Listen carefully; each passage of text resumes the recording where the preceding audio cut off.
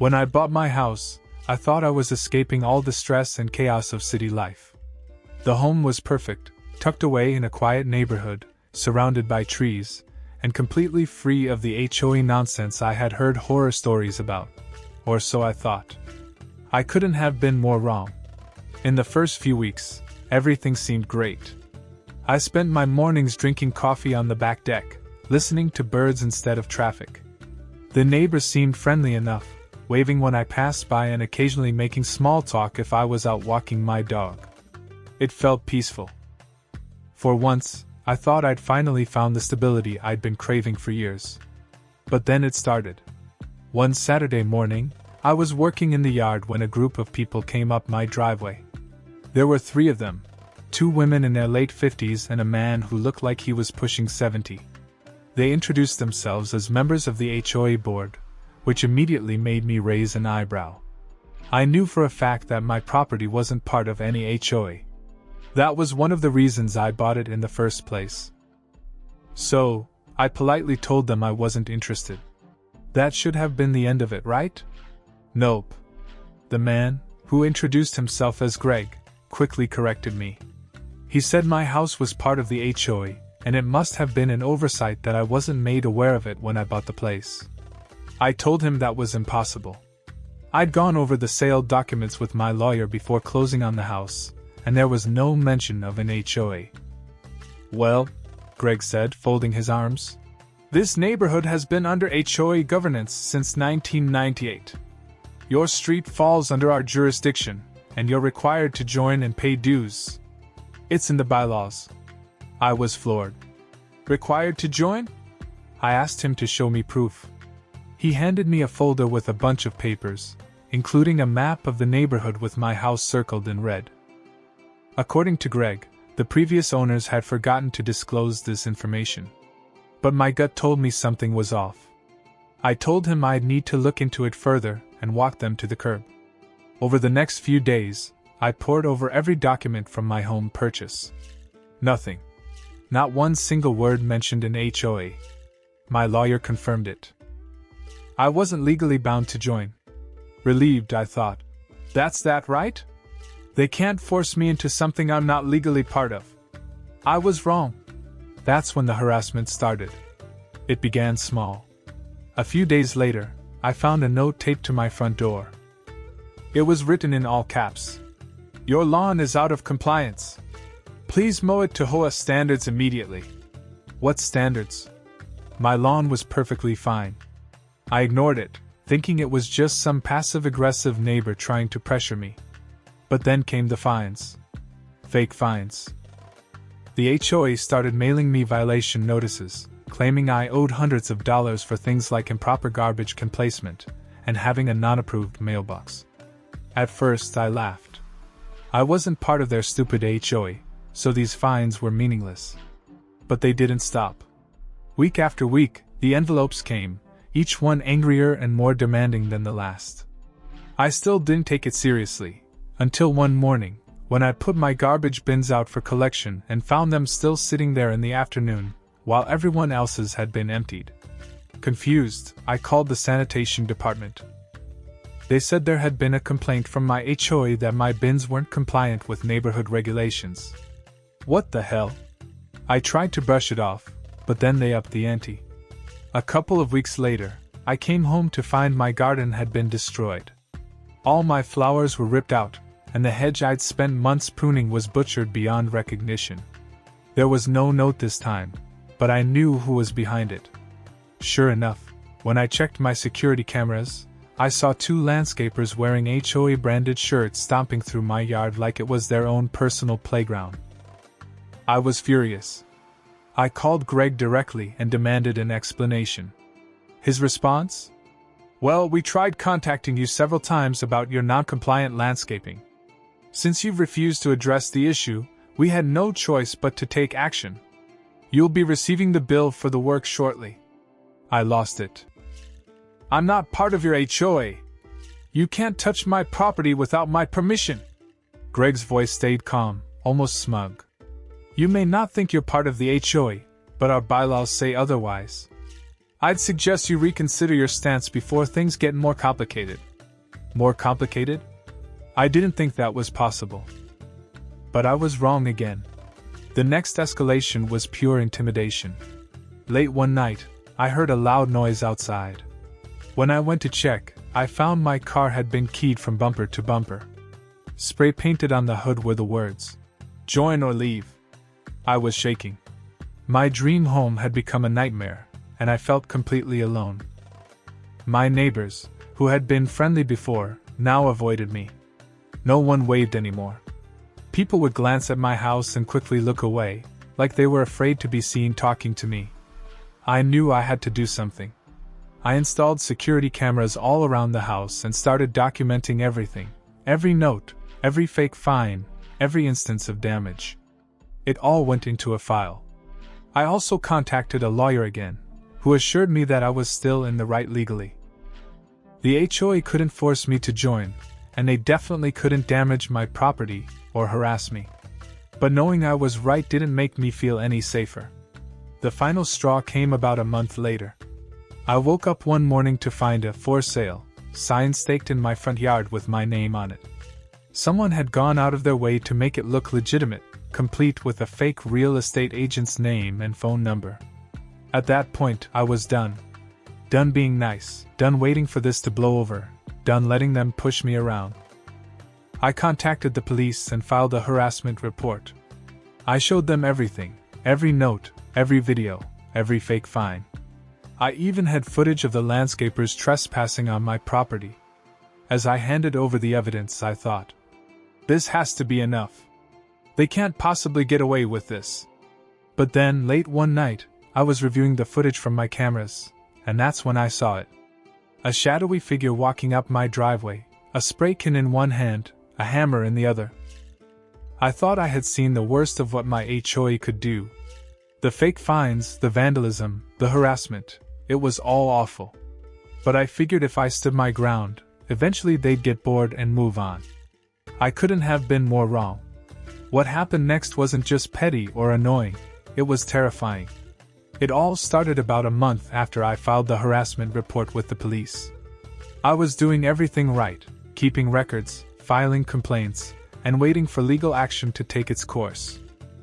But deep down, I knew they weren't done with me. That feeling of being watched never went away. Every time I stepped outside, I'd catch someone from the HOA driving by, slowing down to glare at me. My neighbors, who used to at least wave, avoided me entirely. Now it felt like I was in some kind of horror movie where the villain was the entire neighborhood. Then, one Friday night, my worst fears came true. It had been a long week, and I decided to treat myself to a night out. I grabbed dinner, ran a few errands, and headed home around 9 o'clock. As I turned onto my street, I noticed something strange. The sky above my house was glowing orange. My heart dropped. At first, I thought maybe one of my neighbors was having a bonfire, but as I got closer, I realized the truth. Flames. There were flames shooting out of my roof. I slammed on the brakes and jumped out of my car, screaming. The fire department was already there, hoses spraying water on the inferno. But it was clear my home was a total loss. My legs felt like jelly as I stood there, watching everything I'd worked for go up in smoke. I couldn't even think straight. I remember one of the firefighters coming over and asking if I was okay, but I couldn't get any words out. The fire chief approached me a few minutes later, his face grim. "We're investigating this as suspicious," he said. "The fire seems to have started outside, near the back porch." Suspicious. That word rang in my ears. I immediately thought of the HOA. But even then, it seemed too extreme. Who burns down someone's house over an HOA dispute? It sounded insane, but I couldn't shake the thought. The next day, once the fire was fully extinguished, I went back to what was left of my home. It was devastating. The roof had collapsed, the walls were charred, and everything inside was either melted or soaked. It didn't even look like a house anymore. It looked like a skeleton. But there was one thing they hadn't destroyed: my security cameras. I'd installed them after the HOA started vandalizing my property, and they were mounted high enough that the fire hadn't reached them. I grabbed the hard drive and took it to a friend's house to review the footage. I didn't know what I was expecting to find, but I needed answers. When I pulled up the video, my stomach turned. Around 7:45 that evening, two people, both wearing dark hoodies and masks, walked into my backyard. One of them was carrying a gas can. The other had something in their hand that looked like a lighter. I watched in disbelief as they poured gasoline all over my back porch and lit it. Within seconds, flames erupted, and the two of them sprinted off. My hands were shaking as I paused the video. This wasn't just harassment anymore. This was attempted murder.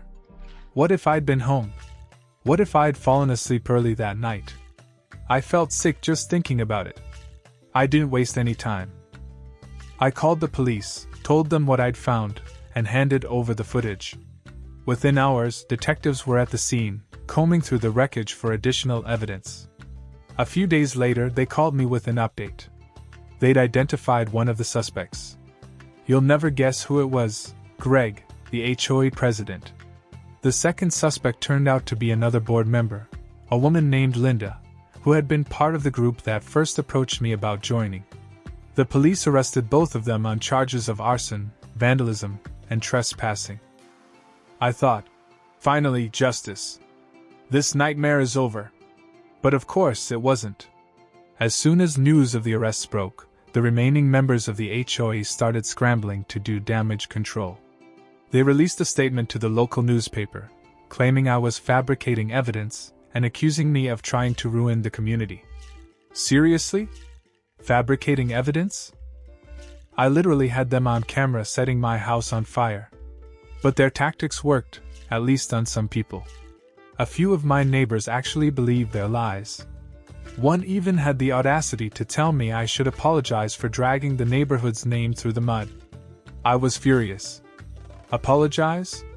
For what? For being the victim of a literal crime? The whole thing felt like I was living in some alternate reality where logic didn't exist. During the investigation, my lawyer discovered something that made everything click. It turned out the HOA had a clause buried in their bylaws stating that if a house in the neighborhood was damaged beyond repair, the HOA had the right to buy the property at a reduced price and resell it. Let me repeat that. If your house burned down, the HOA could seize it. Suddenly, their motives became crystal clear. They didn't just want me out, they wanted my property. By destroying my house, they could swoop in, buy the land for next to nothing, and sell it to someone who'd play by their rules. It wasn't just personal, it was about money. That's when I realized I wasn't just fighting petty harassment. I was fighting organized corruption. Greg and Linda were both denied bail and are awaiting trial. The rest of the HOA board is being investigated for their role in the scheme, and my lawyer is filing a massive civil lawsuit against them. Meanwhile, I'm living in a rental house across town, trying to rebuild my life from scratch. Final update.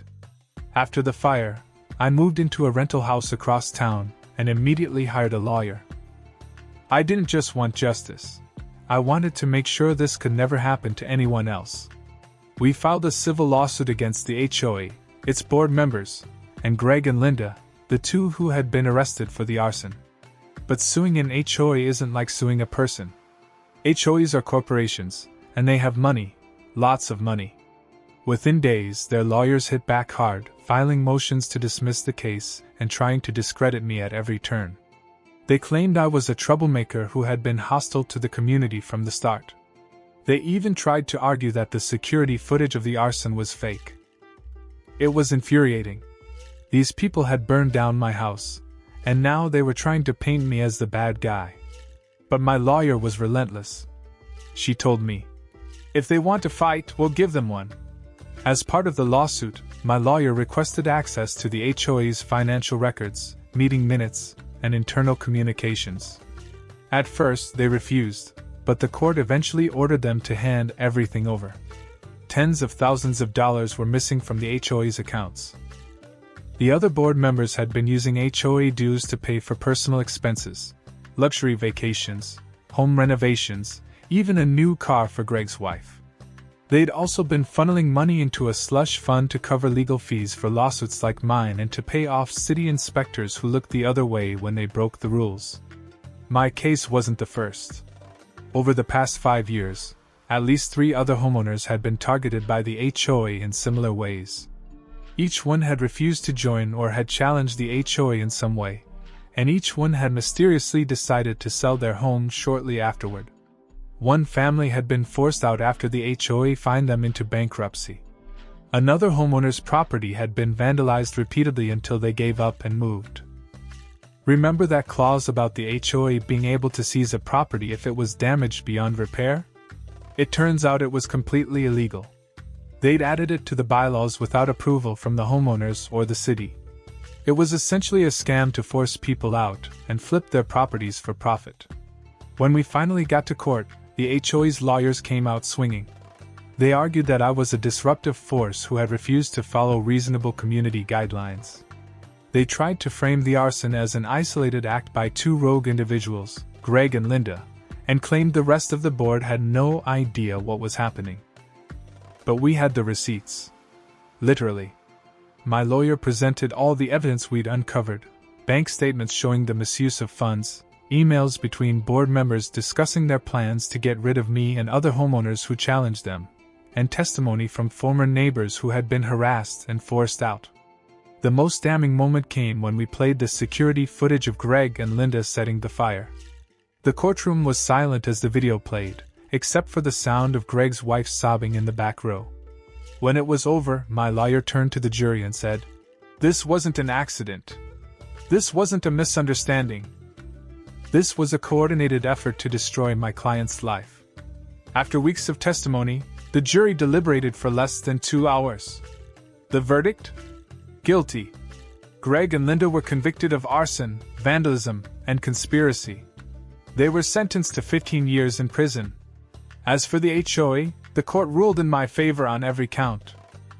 The judge ordered the HOA to pay me $350,000 in damages, enough to rebuild my home and cover all the emotional and financial toll this ordeal had taken on me. But that wasn't the best part.